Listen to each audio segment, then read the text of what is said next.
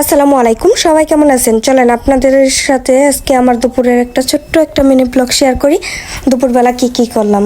আসলে সকালবেলা এনে রেখেছিল গরুর মাংস, ফ্রিজে রেখে দিয়েছিল, পলিথিন খোলা হয়েছিল না। আমি ঘুম থেকে উঠছি 10টার দিকে, উঠে তারপর ওগুলো খুলে রাখলাম। 11টা বাজে তখন আমার শ্বশুর বলতেছে যে ফ্রিজে গরুর মাংস আছে, সেটা নেমে নর্মাল ফ্রিজে রেখে দাও।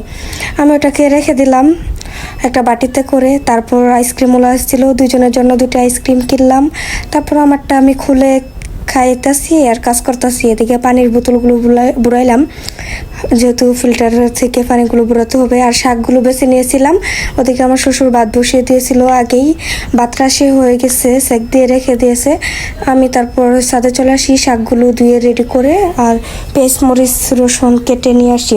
আর পাট শাকটা ভালোভাবে হালকা পরিমাণে নাড়াচাড়া দিতেছিলাম, একদম পানি জড়িয়ে তারপর ভাপ দিতে হয় না। এটা যদি পানি দিয়ে ভাপ দিই তাহলে একবারে ভিজলা একদম ক্যাতক্যাতা টাইপের একটা শাক হয়ে যায়। ওই শাকটা খাওয়া যায় না একদম, এই পাট শাকটা জড়জড়া করে না রান্না করলে। তারপর ভাপ দিয়ে নামিয়ে চালনিতে ঢেলে নিলাম।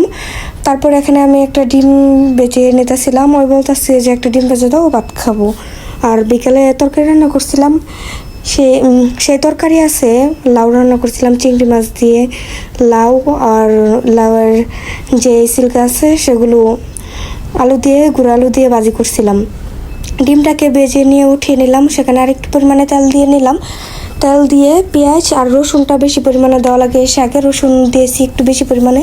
আর কাঁচামরিচ ফালি করে নিয়েছি, দিয়ে ভালোভাবে নাড়াচাড়া দিয়ে বাদামি কালার করে বেছে নেব ভালোভাবে। তখন এখানে সেই শাকটাকে পানির যেটা চেপে জড়িয়ে নিয়েছিলাম আমি ঠান্ডা পানি দিয়ে, যেহেতু অনেক সময় লাগবে ঠান্ডা করতে, তাই ঠান্ডা পানি দিয়ে ভালোভাবে জড়িয়ে এখানে আরেকটু পরিমাণে লবণ দিয়েছিলাম।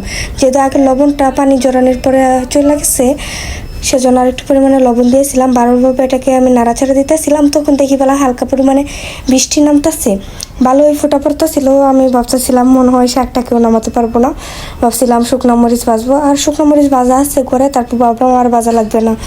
তারপর অনেক তাড়াহুড়া করতেছিলাম যাতে বৃষ্টি আসার আগে চলে যায়, ভাতটা সেক দিতে হবে। তারপর ফোটা পড়তেছিল, আমি তারপরও এখানে লাউ তরকারিটা গরম বসিয়ে দিই, যেহেতু ফ্রিজে ছিল অনেকটা পরিমাণে ঠান্ডা হয়ে গেছে তরকারিটা।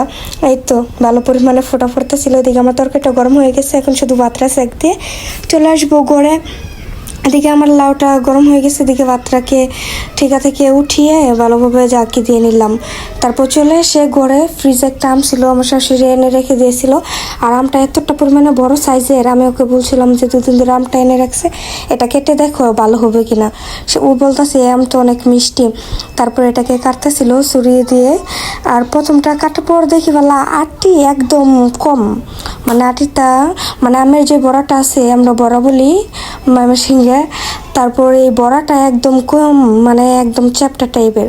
তারপর এদিকে কেটে সুন্দর করে সে এখানে ছুরি দিয়ে ডিজাইন করতেছিল, ডিজাইন করে বলতেছিল এই নাও খাও। তারপর 4টা ফালি করছে, বড়াটা ওই খাইছে। আমরা যেহেতু 4 জন মানুষ, একটা শ্বশুর, একটা শাশুড়ি, একটা আমি, একটা ওই, বড়াটা ওই খাইছে। আমাকে আছে, আমি বড়া এত একটা পছন্দ করি না তাই। আর দেখেন কতটা সুন্দর লাগতেছে। আজকে মেনু ব্লগটা কেমন লাগলো বলে